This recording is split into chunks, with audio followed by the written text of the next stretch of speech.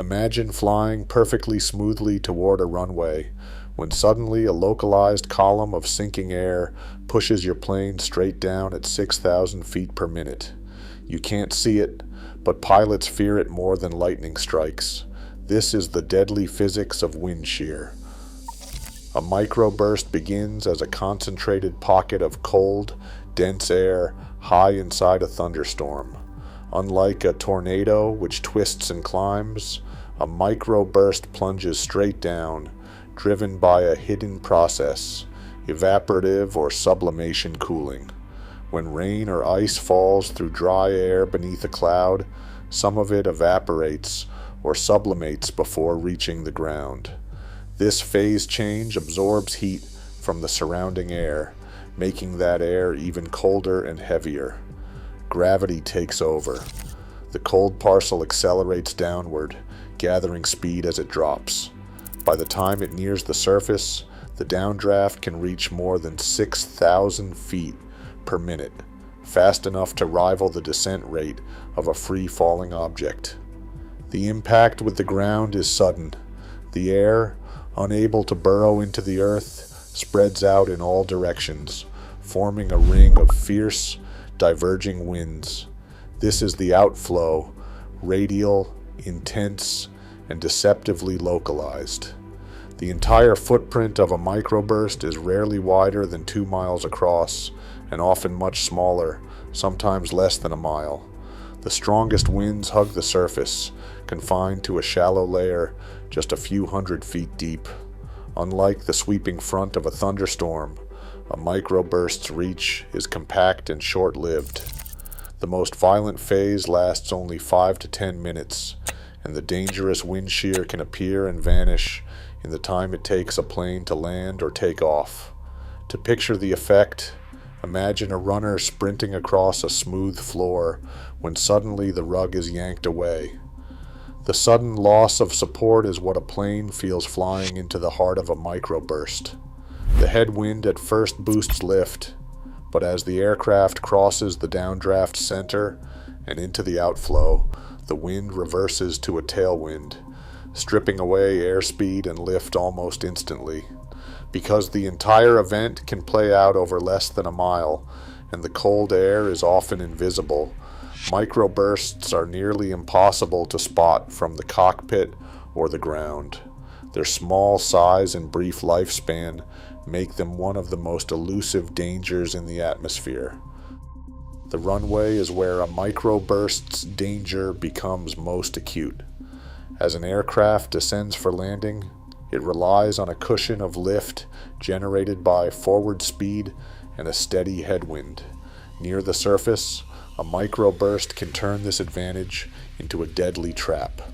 The outflow first delivers a burst of headwind, momentarily increasing lift and encouraging the pilot to reduce power or lower the nose. But in seconds, the wind swings around, and what was a headwind flips to a tailwind. Airspeed plummets. The plane loses lift just as it needs it most, with only a few hundred feet of altitude left. There is little time or space to recover. Even full engine thrust and maximum pitch up may not be enough if the loss of energy is too abrupt.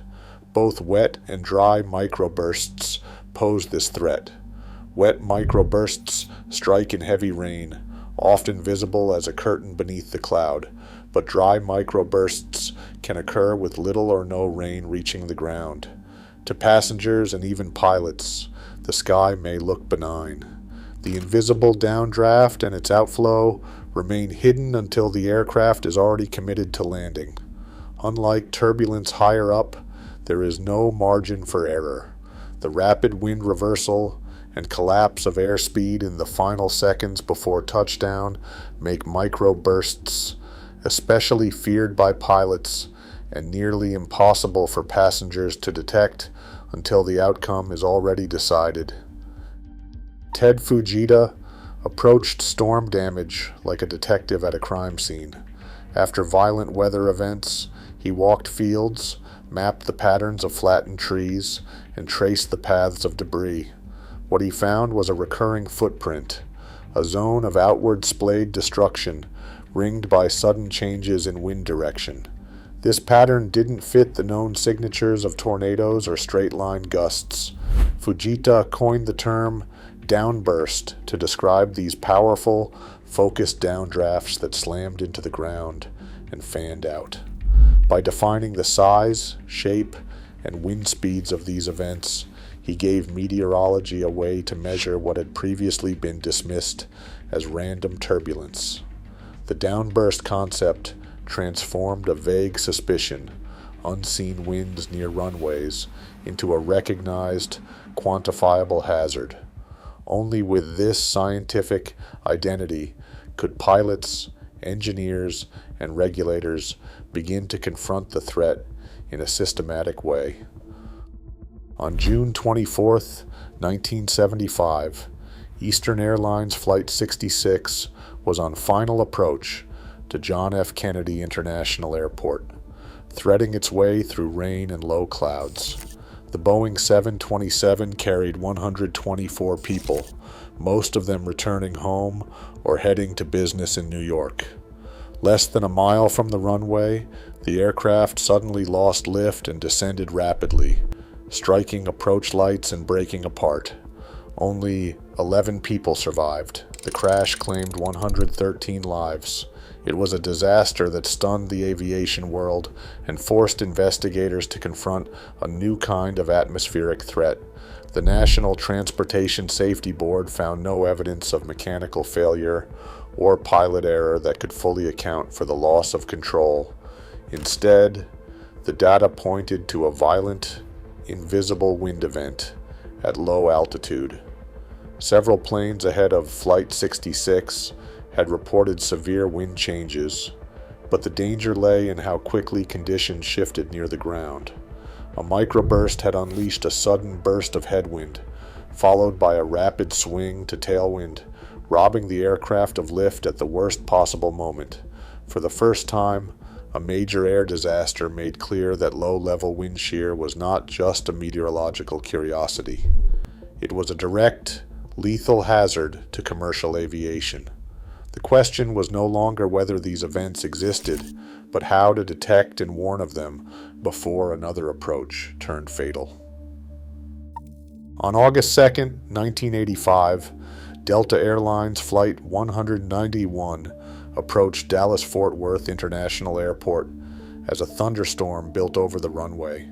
The Lockheed L-1011, with 163 people on board, descended into a column of rain beneath the storm. In the cockpit, the crew saw little more than a darkened sky and heavy precipitation ahead, a routine summer squall, not an obvious threat. But as the aircraft entered the rain shaft, the wind at first provided a helpful headwind, briefly boosting lift. Seconds later, the headwind collapsed. The plane crossed the heart of a microburst. Airspeed dropped sharply as the wind shifted to a tailwind, stripping away the lift that kept the jet aloft. The nose pitched down, and the descent rate spiked. With less than a mile to the runway and only a few hundred feet of altitude, the crew applied full power, but the aircraft struck the ground short of the runway, bounced, and collided with a highway, hitting a car and breaking apart. The crash killed 135 people, including a driver on the ground. The National Transportation Safety Board investigation found no mechanical failure to blame. Instead, the core hazard was a microburst-induced wind shear, an invisible, rapidly changing wind field that left the crew with almost no time to respond. The report highlighted two critical gaps: the lack of real-time hazard information about low-level wind shear and insufficient pilot training for recognizing and escaping such encounters. Delta 191 became the defining example of how a microburst could turn a routine approach into a catastrophe, and why operational changes were urgently needed. Airports faced a challenge: detecting wind shear before it became a threat. The Federal Aviation Administration's answer was a system built in layers. At the heart of this approach is the terminal Doppler weather radar, called TDWR, tuned to the C-band around 5.6 gigahertz. It scans low-altitude airspace near airports, picking up the telltale signatures of microbursts and wind shears they develop. Its narrow beam and rapid refresh rate offer a detailed look at shifting winds, but radar alone cannot see everything. On the ground, the low-level wind shear alert system, called LLWAS, relies on a network of sensors along runways and taxiways, measuring abrupt changes in wind speed and direction where aircraft are most exposed. In the cockpit, predictive wind shear systems process radar returns and issue warnings directly to pilots. Each tool covers a different angle, but none is flawless. Terrain can block radar, ground clutter can mask signals, and low-altitude blind spots remain.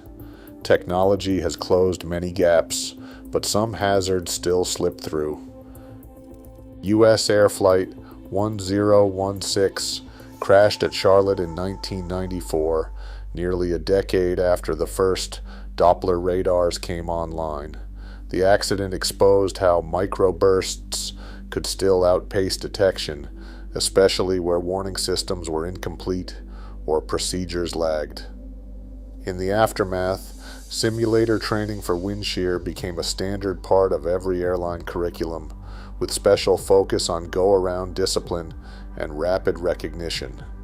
Controllers, flight crews, and ground weather systems now act together as a multi-layered defense, but not every airport has dedicated microburst radar. Where gaps remain, vigilance and sound decision-making are the last line of protection. Technology alone cannot guarantee safety when seconds count.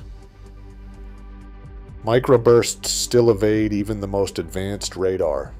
Every year, pilots trust their lives to seconds of warning and split-second instinct. As air traffic grows and storms intensify, the margin for error shrinks.